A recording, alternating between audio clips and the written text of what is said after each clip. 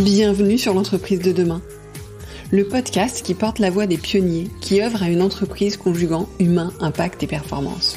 Le podcast qui inspire les DRH, les dirigeants, les managers, qui leur donne envie et les clés pour agir. Je suis Delphine Zanelli, conférencière, formatrice et facilitatrice. Mon métier, faire de vos managers des leaders qui libèrent le potentiel de leurs équipes et stimulent la croissance de leur entreprise. Ce podcast n'est pas un mode d'emploi. Mon ambition, ici, est de poser les vrais sujets, ceux qui vous questionnent au quotidien, de les aborder avec des profils d'invités variés, d'apporter un regard nuancé et de proposer des clés d'action très concrètes. Libre à vous d'y piocher ce qui vous inspire et qui fait écho avec les problématiques que vous rencontrez dans le contexte de votre entreprise, pour faire de vos managers des leaders ou devenir le leader que vous voulez être.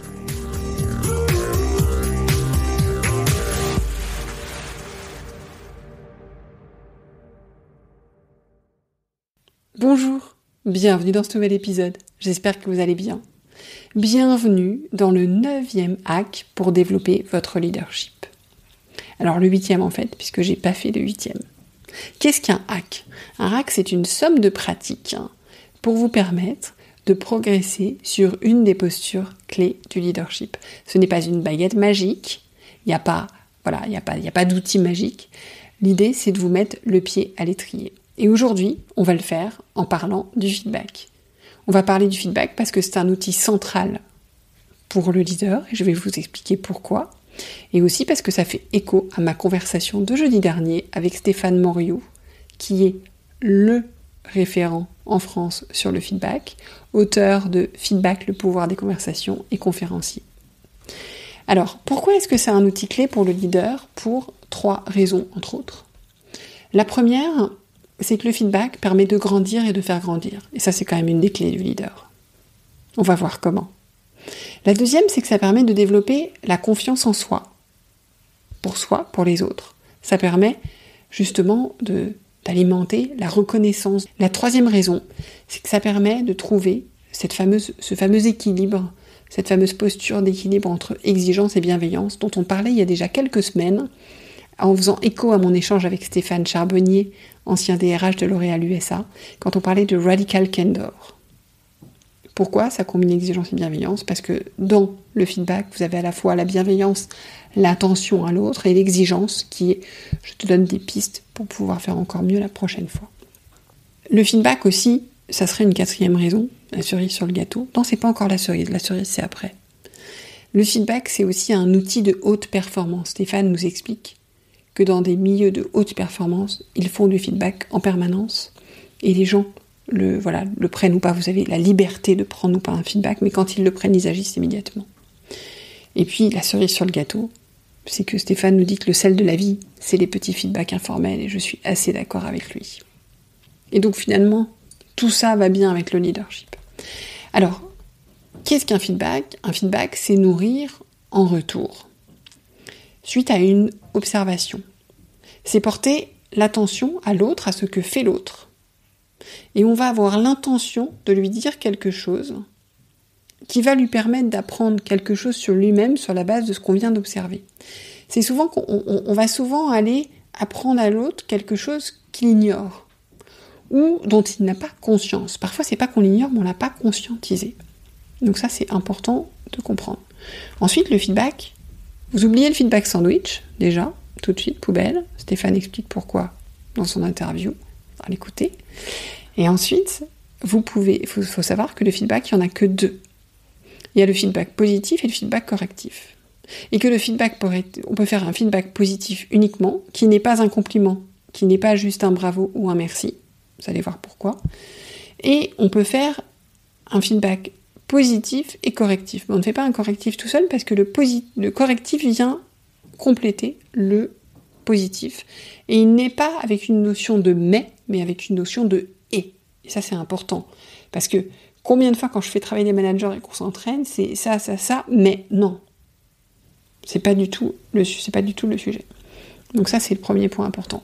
Et ensuite, comment est-ce qu'on fait un feedback, justement, pour le différencier d'un compliment Voilà, Stéphane propose la formule STAR. Situation, action, résultat. Ça, c'est un vrai feedback. Situation, Donc je vais vous donner un exemple qui est dans son livre. Il y a beaucoup d'autres outils dans son livre, je vous encourage à l'acheter et à le lire. Sur ce sujet, situation, tu as fait telle et telle chose bien, action, et grâce à cela, tu as atteint un bon résultat. Voilà un feedback positif, on peut s'arrêter là. Ou on peut le compléter. Pour moi, continue. Et si tu te trouves dans une situation similaire à l'avenir, tu pourras peut-être faire telle ou telle chose un peu différemment, action alternative, et je pense que tu pourrais obtenir un résultat encore meilleur, résultat amélioré. Donc vous voyez que le correctif vient compléter le positif. Donc ça c'est très important. Donc voilà la manière de faire un bon feedback. Point d'attention, l'idée n'est surtout pas d'attendre 6 mois pour faire un feedback, c'est de le faire au fil de l'eau. Par contre, il est important de demander à la personne si c'est le bon moment pour elle pour avoir un feedback. Évitez de le faire entre deux portes, quand tout le monde est pressé, juste avant d'entrer en réunion, parce qu'il n'aura pas forcément la portée. Et donc voilà, donc il est important de demander à la personne si elle est OK, si c'est le bon moment pour lui faire un feedback. Et la personne est libre en retour de l'accepter, ou non, enfin de le prendre ou de ne pas le prendre. Donc ça, c'est absolument fondamental. Je vous ai dit que ça permettait aussi, pour vous, de vous faire grandir, et pour vous aussi, de doper votre confiance en vous. Pourquoi ? Parce que c'est important que vous demandiez des feedbacks. Donc il est important d'en recevoir, mais il est important d'en donner, mais il est important aussi d'en recevoir, et donc pas forcément d'attendre qu'on nous en donne, mais d'en demander de manière proactive. Alors sachez à qui vous demandez des feedbacks, aux personnes qui ont pu observer des choses. Stéphane parle de ces différents cercles, vous savez que on fait des épisodes, il y a des épisodes anciens là-dessus, sur le podcast sur savoir s'entourer, voilà, donc c'est important d'avoir des cercles aussi pour avoir du feedback. Et donc, comment est-ce qu'on demande un feedback ? On demande, on dit, est-ce que tu pourrais me dire quelque chose, sur la base de telle situation, est-ce que tu pourrais me dire quelque chose que j'ai bien fait, et quelque chose que je pourrais améliorer ? Et moi, j'en profite pour vous demander, tous ceux qui ont écouté, toutes celles qui écoutent cet épisode, si vous pouviez aussi m'adresser un feedback sur le podcast. Quelque chose que j'ai bien fait et quelque chose que je pourrais faire encore mieux. Ça me serait extrêmement utile pour vous apporter encore de la meilleure qualité. Donc je compte sur vous. Donc voilà, donc à retenir dans ce hack, pourquoi le feedback est un outil clé, comment faire un feedback, comment en demander. Il y a plein d'autres outils, je ne vais pas y passer d'épisode parce que je vais vous laisser le découvrir dans l'ouvrage de Stéphane. Et je vous donne rendez-vous jeudi prochain pour le prochain épisode.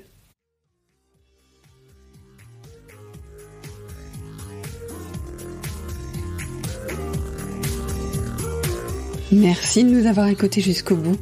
C'est sans doute que l'épisode vous a plu. Merci alors de le partager à 2 personnes autour de vous et de mettre une note et un commentaire sur Apple Podcasts ou Spotify. C'est ce qui nous fait ressortir dans les classements, permet au podcast de grandir, de profiter au plus grand monde, et puis ça m'encourage aussi. Et si ce n'est pas encore fait, abonnez-vous à la page L'entreprise de demain de LinkedIn pour ne rien manquer de l'actualité du podcast. Et à la newsletter, devenez le leader que vous voulez être pour ne rien manquer des contenus exclusifs que je vous propose. Et puis, si vous avez besoin d'accompagnement dans le développement de votre leadership ou de celui de vos managers, ou si vous cherchez la prochaine conférence qui inspirera vos managers, écrivez-moi, j'interviendrai avec plaisir. Je prends toujours grand soin de mes auditeurs et auditrices. J'adore travailler avec vous. Merci encore pour votre écoute et à la semaine prochaine.